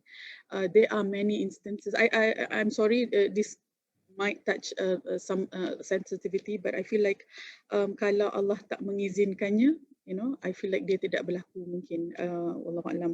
But jadi berbalik kepada berpegang pada qada dan qadar tu, I think is so crucial, because kalau we lose that, then maknanya semua kepercayaan kita, apa yang berlaku tu semuanya tak ada bersandarkan apa-apa, maknanya it's just habislah, it's too painful and too much to bear. Nothing to hold you can.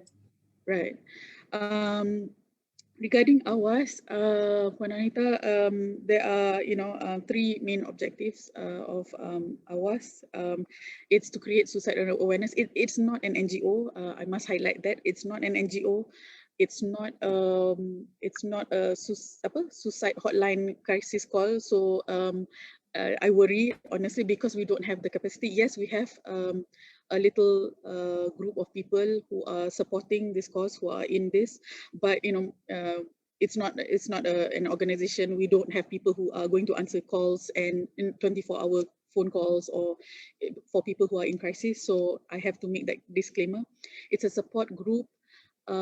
First, it's to create awareness supaya, because I feel mental health and suicide awareness ni perlu dibincangkan, perlu diketengahkan, perlu dicakapkan. Normalize. We need to normalize these conversations, discourse, perbualan. Macam Ustaz kata, Malaysia kita belum matang. We have not arrive to the to maturity level of where we can talk or discuss or look at it as something yang perlu dibincangkan seriously. Benda ni selalunya kalau tentu isu tentang isu kesihatan mental adalah benda yang dipelekehkan, benda dilawakkan, benda diperkotak-katikkan. Like I said, bila belum kena diri sendiri, belum kena batang hidung sendiri, kita tak tahu, but perlu ke? Soalannya perlu ke tunggu sampai benda tu kena kat batang hidung kita baru kita nak ada empathy, And the big labels, I feel, with regards to people who have died by suicide ni adalah selfish. Orang yang when we lose. When a person lose someone to suicide, the first thing yang they struggle is this person is so selfish that they took their life, that now the pain is spread, other people is carrying the burden of the pain. It's passed to you pula kan? It's passed on to you. I feel, at first I was also guilty of that. At first, I thought that way too, I felt that way too, but it's important for people to know and again realize that ini kita bercakap pasal mental illness ya. Ustaz, I understand Ustaz pun kata tadi tak semua yang bunuh diri tu mentally ill, tapi from the angle of mental health struggles and mental illness, I believe my loved one was not treated and didn't get help, the help that he needed. But in the case of selfishness ni, macam kita tak akan kata orang yang sakit cancer lah, senang cerita. Kita tak akan kata pada orang yang sakit cancer dia suffer. Katalah orang nak sebelum dia meninggal cancer tu, dia sakit keluar masuk hospital 2 tahun. I have also lost a loved one to cancer. 9 bulan, 10 bulan dalam hospital, keluar masuk. But we don't say selfishnya dia ni asyik nak masuk hospital je, asyik nak tengok dia, sakit. Satu. Kedua, lepas dia meninggal, kita tak kata orang yang cancer tu selfishnya dia sebab sakit dia mati. We don't say these things. Give ataupun dia give up. Yeah, exactly. So sama juga, I think we should reframe our lens and mindset yang orang-orang yang struggle dengan mental illness atau orang-orang yang suicidal ni, dia tidak selfish, because when you're sick, when you're so ill, tak ada orang yang nak end their life lah. Tak ada. Exactly. Tak ada saja-saja suka-suka je. You have to be in a position of darkness and pain and hopelessness to be that way, and it's not easy pun to fall into that. You have to have certain criteria, not criteria, ada risk dia, risk factors dia yang kena dengan kita baru we become that way. Faktor yang mencukupi kan? Yeah, faktor yang mencukupi. Sorry. So going back to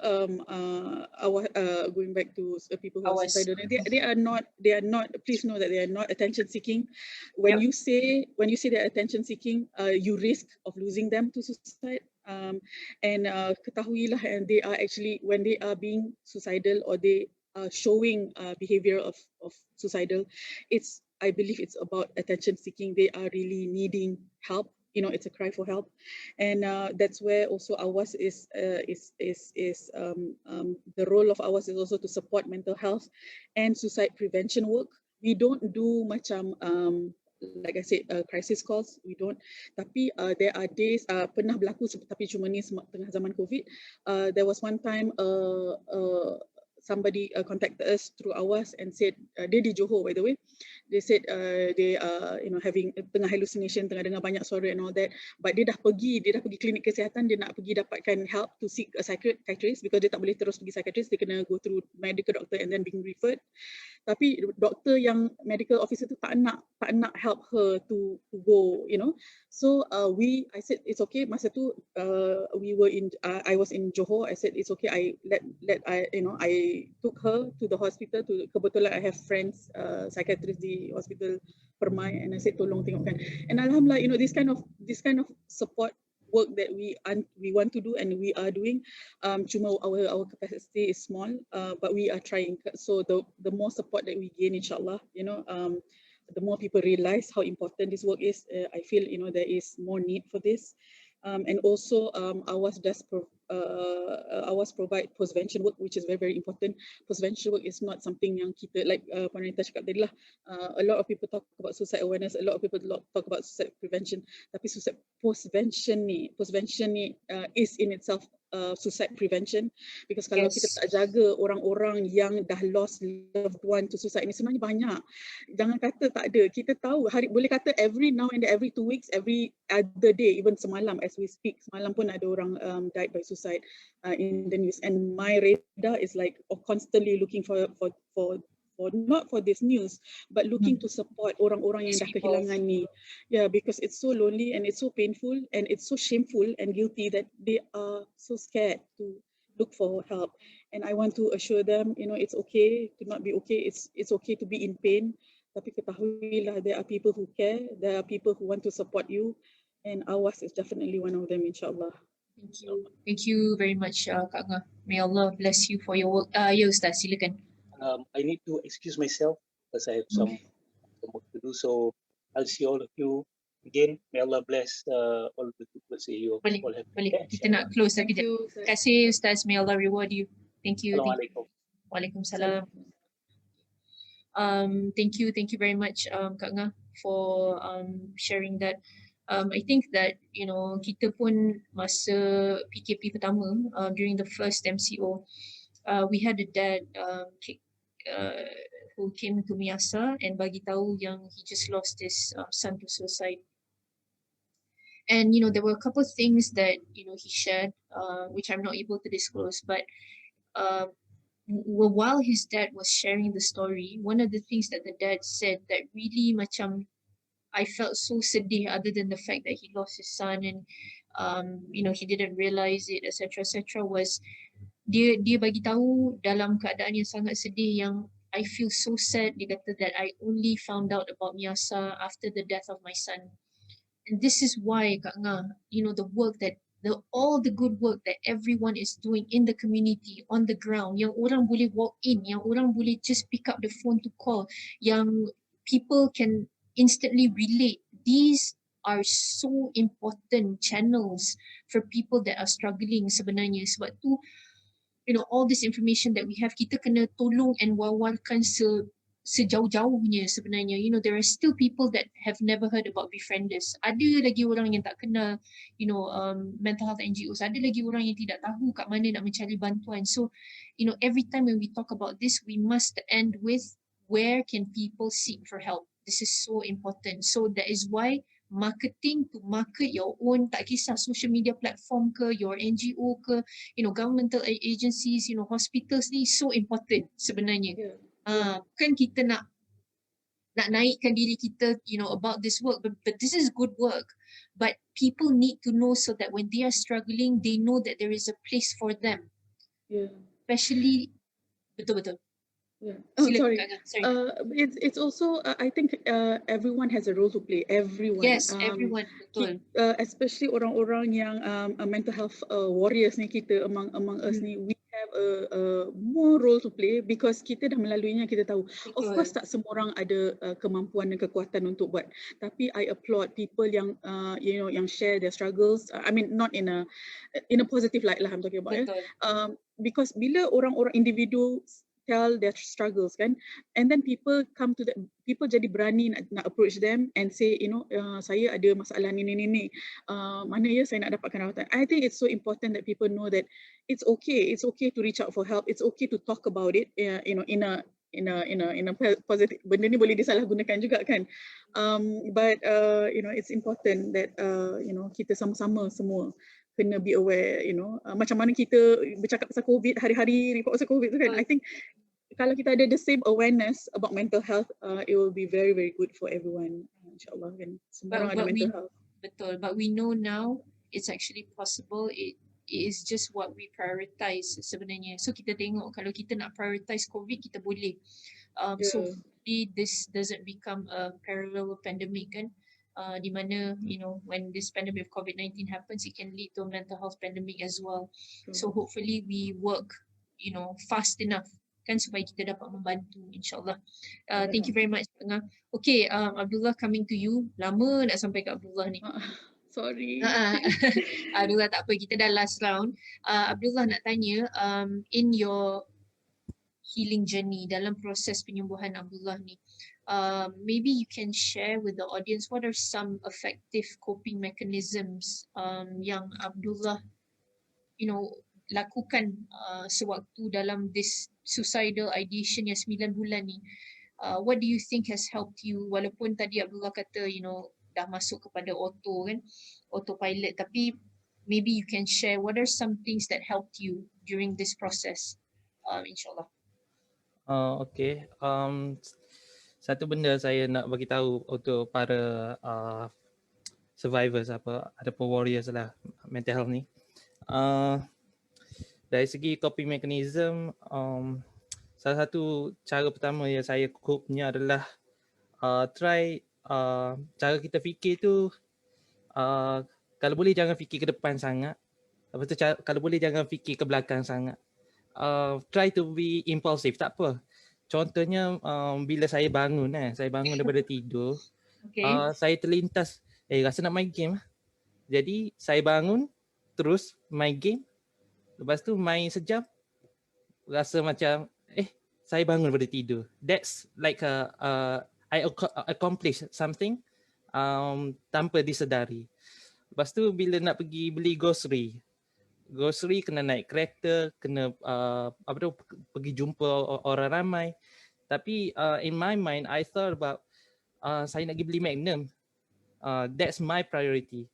So the way I cope the stress of doing errands kita reward diri kita and try to be like act in a impulsive ni mungkin ada negatif dia, tapi kelebihannya adalah we don't overthink lah. Apa-apa kita buat, like if I were to always look at the future, saya akan rasa macam bila nak pergi beli kat Tesco contohnya, orang ramai, orang akan tengok aku berpakaian ataupun saya ni busuk ke, tak mandi ke. So try fikir short term thinking actually helps lah for those overthinking. Rewarding yourself. Nampak macam lebih kepada apa yang Abdullah cuba katakan, be in the present lah kan Abdullah. Be in the present, betul-betul. So rewarding yourself with something you like, benda-benda yang positif lah. Don't reward yourself negative like cigarettes or something like that. It helps lah for you to go through daily life. Okay, alright, thank you very much Abdullah. Okay, Kak Ngah, dengan Abdullah kita dah 11.46 ni. So I think maybe insyaAllah kita boleh buat part 2 later on, for the many questions that we haven't covered. Tetapi untuk pengakhiran ni mungkin sedikit kata-kata lah Kak Ngah, yang Kak Ngah nak mereka yang dekat luar sana tahu, mungkin tak kira lah kepada the society in general, ataupun kepada mereka yang the suicide loss survivors, ataupun kepada mereka yang bertarung dengan penyakit mental dan juga suicidal thoughts and ideation. Mungkin silakan Kak Ngah. I think first I would like to convey this to the people who are struggling, bertarung dengan mental health, isu kesihatan mental dan suicidal thoughts ni. please know, ketika kita tengah acute kan, sangat-sangat, kita bukan sentiasa begitu, tapi bila kita tengah acute dan kita tak ada autopilot tadilah macam perkataan tu kan, tak ada yang kita fikir hanya itu je, bukan kita nak benda tu, bukan boleh dikontrol kan. Intrusive Ketika kan. kita bila kita tengah acute sangat-sangat tu, stop. I want to convey to remind people to stop and breathe. Your words, I want to echo Kevin Hines, your words does not have to become your action. Yes. Walaupun kita sarat sangat dengan pemikiran-pemikiran yang menghantui kita ni, yang membelenggu kita ni, impulsif yang macam Abdullah cakap tadi tu mungkin okay dari sudut tu, tapi impulsif yang sini sangat membahaya because dia soal hidup dan mati. Jadi when you have these thoughts, intrusive thoughts, suicidal thoughts, you please know that your thoughts do not have to become an action. Stop and bernafas, try to distract yourself, and or reach out for help, tell someone you need to speak about it kan. Jangan biar benda ni berhurung. I think number one. And number two, for people who have lost tak kira lah, anyone, colleague, friends, loved ones to suicide, please know that it is a very you are in a very delicate situation. It doesn't matter how long time or recent the incident happened, but if you need help, if you need support, the support is out there. Reach out. Ini bukan perkara main-main. It's a serious thing, and please don't listen to all the negative things that people say. Don't be shamed by it. There's nothing shameful in being human. There's nothing shameful in struggling. Kita semua manusia.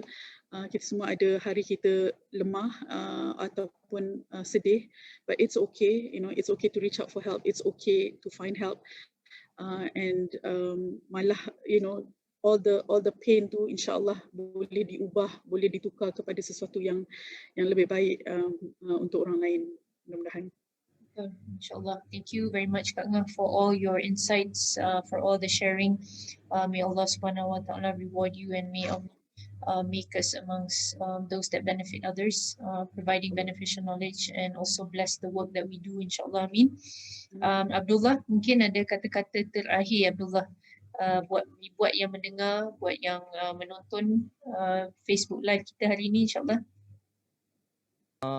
Okay, saya ada dua opinion ataupun tips untuk para yang tengah struggle apa. Nombor satunya, kalau kita like for those who are at the lowest point, my tips for you to avoid getting triggered is, nombor satu, kalau boleh stop dengan social media. Sebab when social media, kita akan tengok Facebook ataupun Instagram kawan-kawan, those can trigger you like why I can't be them, ataupun dia they do better than us. Jadi kalau boleh filter social media at least. Contohnya kalau ada friends that are toxic, either positive or negative toxic, filter mungkin ambil page-page yang bagus-bagus macam MIASA, macam Awas. So that's my first tips lah. The second thing that I want to say is that sebenarnya living is actually an effort. Sebenarnya untuk kita yang mengalami benda ni, hidup ni susah sebenarnya. For some people, kalau orang lain memang hidup ni mudah, dia boleh bangun pagi, dia boleh makan apa, tapi untuk kita susah. So the fact that you are able to live adalah satu effort. Mana dengan kita boleh bangun, dengan walaupun kita tak makan 3-4 hari, tapi lalas kita makan, baguslah. Itu satu effort. Like I have a friend that I met at Secretariat Ward. Dia dia duduk dalam bilik selama sebulan tak keluar. Mak dia akan bagi makanan kat bawah pintu. So macam mana dia boleh hidup dalam masa sebulan tu? Memang saya kagum sebab yalah, kalau kita bayangkan kita sendiri macam mana kalau terperangkap dalam bilik sebulan. So I was proud of him because he didn't end his life. So living is an effort.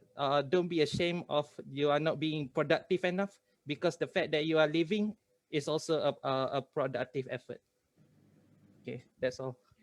Thank you very much, Abdullah. I think, you know, what you're trying to convey here is the struggle is real.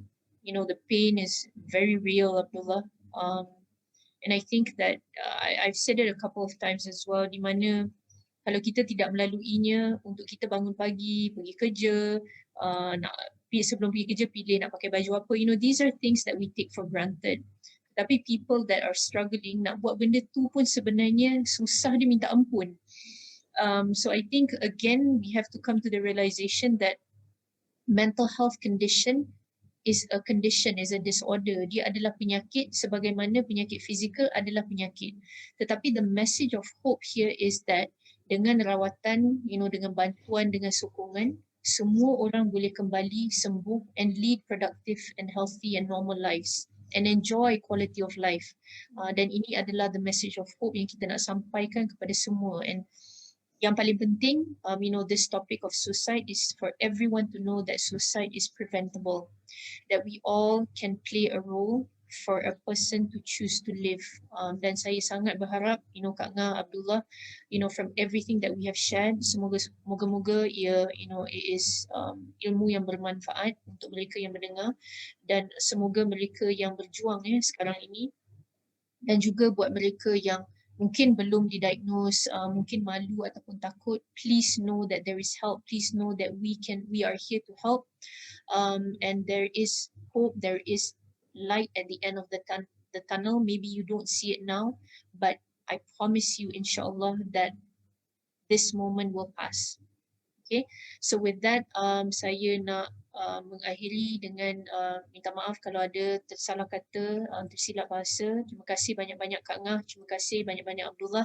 Thank you very much Ustaz Muhammad Noor Darus for always supporting and sharing your insights and knowledge, beneficial knowledge. Dan terima kasih kepada semua, you know, to all the caregivers, kepada semua mental health advocates, kepada semua mental health professionals, everyone in the space that continue to do this work. Thank you very much for your effort. May God reward you abundantly. Saya sudahi dengan wabillahi taufiq wal hidayah. Wassalamualaikum warahmatullahi ta'ala wabarakatuh. Thank you very much. Anita. Yes, I forgot. One last thing, Kak Ngah akan recite your poem, inshallah. Okay. Thank you very much. Thank you. The poem is entitled Sesalan Aku. Do you know what it feels like to lose someone to suicide? Exactly, not a clue, right? Aku sesal dan kesal, maafkan aku bebal. Ada degree psikologi konon, but failed to see you were troubled and so alone. Ku kata kau attention seeking, ku fikir elok saja kau dimarah ditengking. Walhal kau pernah berdiri di hujung situ, aku tetap bebal dengan pendirianku. Memaling muka, mengharap ia berlalu. Mengaku lemah, ku pasti kau tak mahu. The pressure mounted, your mental health deteriorated. You didn't want to be a burden. As a result, we lose you out of a sudden. My assumption was far from right. You took your life that night. No, it was not seeking for attention. It was certainly a grave plight. Charming and loved by many, smart enough to be nominated a valedictorian. You made us all very proud. But what the hell? Boys don't cry. Man up, they say. You suffered in silence, fighting battles and demons we know nothing about. Sekarang aku pula yang menghidap penyakit depresi dan anxiety ini, sugul melampau, jantungku kencang, perut memulas, peluh sebesar ibu jari. Siang dibelenggu hiba tak bertepi, malam diganggu mimpi-mimpi ngeri. Penyiksaan jiwa kau dah lenyap. Kini ku tanggung derita dalam senyap. Aku dah habis esak, aku dah tak larat penat. Aku kian hilang kudrat. Benak fikiranku semakin sarat. God knows I've committed a crime for ignoring all the signs. Forever I will be locked up behind those invisible bars of guilt.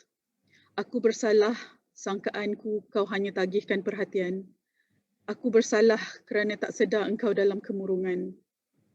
Kekuburkan di bawah penyesalan ini, deritaku tukar sumpah dan janji, pemangkin pengajaran dan pendidikan, agar kesihatan mental tidak lagi dipandang ringan. Ku meniti pusara sepi, kasih dan ingatan segar tak henti, mencari maksud dan juga erti. Keyakinanku penuh tiap ajal di tanganmu ilahi. Ku serah segalanya pada yang maha mengetahui. Thank you so much. Thank you very much, Kak Nga. That was a very good poem. Please don't feel that way. I hear a lot of guilt through that poem. I hope it's a way for you to express and a way for you to cope. I hope it has made you feel better. Meluahkan apa yang Kak Nga rasa, insyaAllah. InsyaAllah. Thank you. Thank you very much. I hope to hear more of your poem lepas ni, insyaAllah. Okay, thank you very much everyone. Thank you Kak Nga. Thank you Abdullah. Thank you. Terima kasih. Terima kasih. Bye Abdullah. Bye. Take care Terima Abdullah. kasih. Nga. Okay. Bye. Assalamualaikum. Assalamualaikum.